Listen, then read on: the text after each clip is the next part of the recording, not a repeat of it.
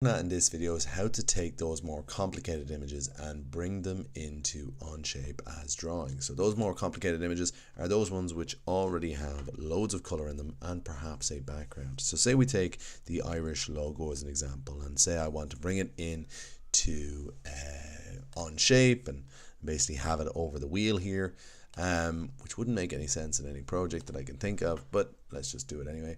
So what we're going to be doing is starting off our image search with tools, and again you want to use size. This time obviously you do want to search for a transparent image, but if you can't find any and you've got a logo which is large and high in quality but just has a background, that's what we're going to be looking at how to fix today, how to take that background out of it. Now there are online programs that will do a job on this for you, but a lot of them tend to be hit and miss depending on the image. So how do we go about doing it manually in a kind of foolproof way? Well, I'm going to drag and drop this image in here, and the first tool I'm going to show you is the magic wand. The magic wand is a great tool. It chooses things based on their color, okay? But you've got to play around with both tolerance and contiguous in order to get things right. So first up, what I want to show you is when I hit here, everywhere that is green within the image of that similar shading gets highlighted. You'll notice that just out here on the boundaries it's not getting highlighted. That's because the gradient gets a little bit darker there, and the tolerance isn't high enough to be able to select that much green. Now, having said that, I just want to start off this project by getting rid of the background. I don't want to get rid of this green yet, because I want to show you how to be able to do that. So in order to do that, what you want to do is you want to hit contiguous. Contiguous basically means that the green that you select will only be connected to itself. So if I click here, it'll only look for greens of a similar shade that are connected, that basically flow into it. So if you think of all the green in this image as water, and they're forming different rivers. You've got one big lake sitting around here, you've got a river on the inside perhaps, and then you've got a couple of smaller lakes on the inside of this shamrock here, and none of them share any green together, so basically they don't touch. That's what contiguous gives you. So what we want to do now is we want to increase the contiguous, the tolerance, because we want to select all the green on the outside. Once I hit it, what you can notice is that it hasn't selected any green on the inside, it selected all the green on the outside, and we're missing just a shade there. But what I'm going to do is I'm going to hit delete, and you can see there's just a little speck there. I'm not sure if you can see it on your screen. What I'm going to do is I'm going to forget about the magic wand tool to get that. I'm going to go for a real basic tool. The rectangular tool could do that, and we're going to hit delete. What you'll notice there, something I skipped over and I'm about to do it again, is Control D. Control D, as you can see here, that is deselect. If you can't remember that shortcut, but I really highly recommend you do, you can always go to select and then deselect. What it does is it just takes away the selection that you had previously made, so all that green space. So what I want to do next is I want to delete the green inside of here. Now, why do I want to delete the green? Well, we're trying to create a silhouette like the image that we started with in the last video. But say this image wasn't silhouetted, as this one wasn't. What I'm thinking of, and you really have to think about this because for every image it's different, but you want to create an image that is readable and makes sense if it just was one color. So if it was just monochromatic basically. So what we're going to do is we're going to use our magic wand tool again, and in the case of this image, what you'll notice is that the green is what divides all the areas. Green keeps the oranges away from the whites in every instance, and the whites away from the oranges. So if I hit green here, but this time I'm going to turn contiguous off, what you'll notice is it selects all the green. But we have a problem, and the problem is that it selected the green down here that it shouldn't have. That is a core piece that needs to be kept. So I'm going to deselect again and try decrease the tolerance this time. So sometimes you want the tolerance up, sometimes you want it down. If you go too low, it won't pinch enough. If you go too high, it takes too much. So let's try it here.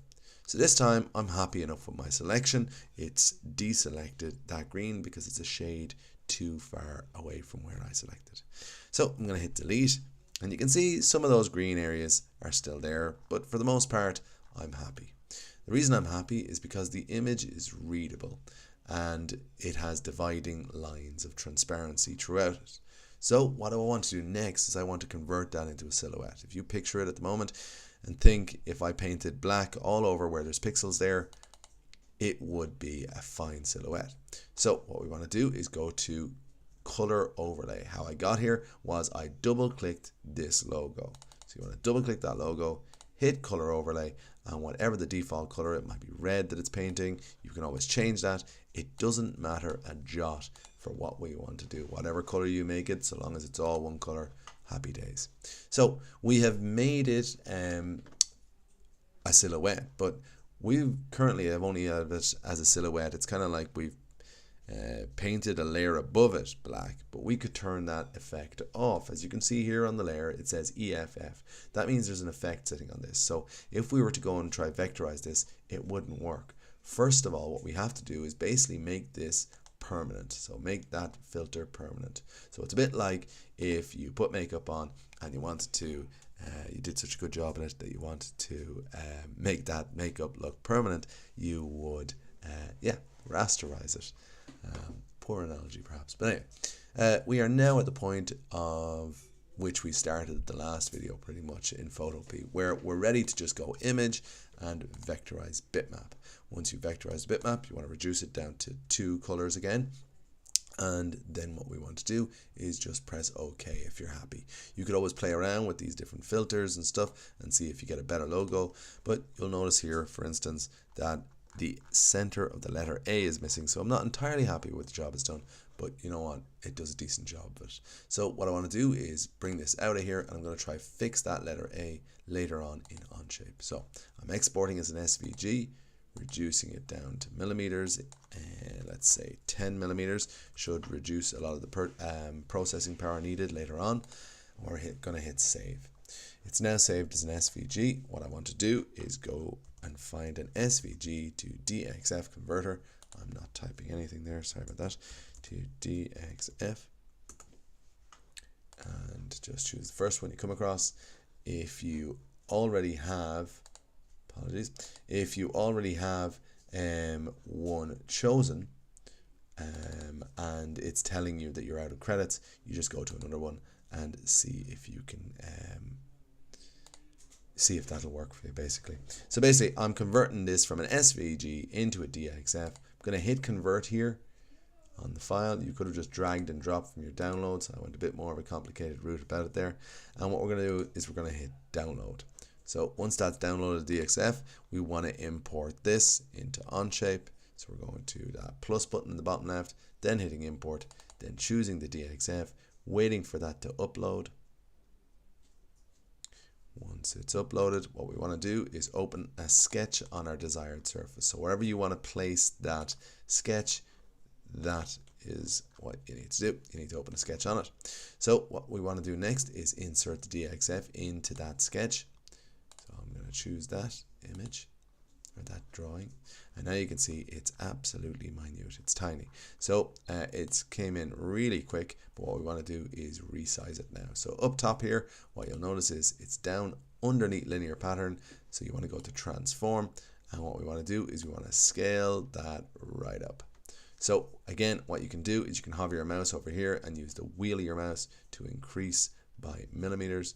And what we want to do next is we want to just scroll it over to the side. I'm going to decrease that a little bit again.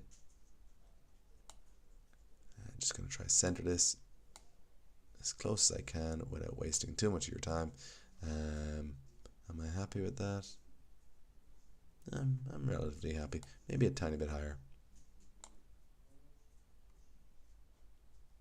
A little bit too much. I'm wasting your time now, haven't I? So I'm ready to just left click there. It's not quite centered, but it's close enough. And what I'm going to do now is I'm just going to zoom in here to that letter A. Do you remember we lost the center of that letter A? Well, once I have it resized and all in position, what I want to do is just freehand that remaining part. So I've freehanded that, and what I'm going to do is I'm going to press OK on the sketch, exiting the sketch, and we're going to go and extrude the sketch now. So we're going to hit extrude, and unfortunately what you've got to do with these more detailed sketches is you've got to go around and select the inside of each surface you wish to extrude. So that's what I'm doing here, and I'm going to go the whole way around, select all of the surfaces I want to extrude. Bit tedious. I could have done it inverted. I could have basically extruded the rest of the sketch, the inside of the sketch, but I suppose I'll do it the way I'd imagine it should be done with this logo.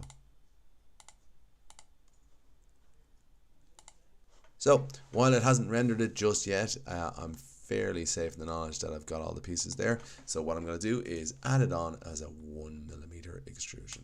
So 1mm extrude, and you can see there that is our image with the inside of the A on it and all. While it does look a bit liney, remember those lines won't come out. That's just because you have shaded with edges turned on. So that there is a bit more reflective of how it's going to come out, and in even better quality, no doubt, when you either 3D print it or laser cut it. Okay, thanks for watching.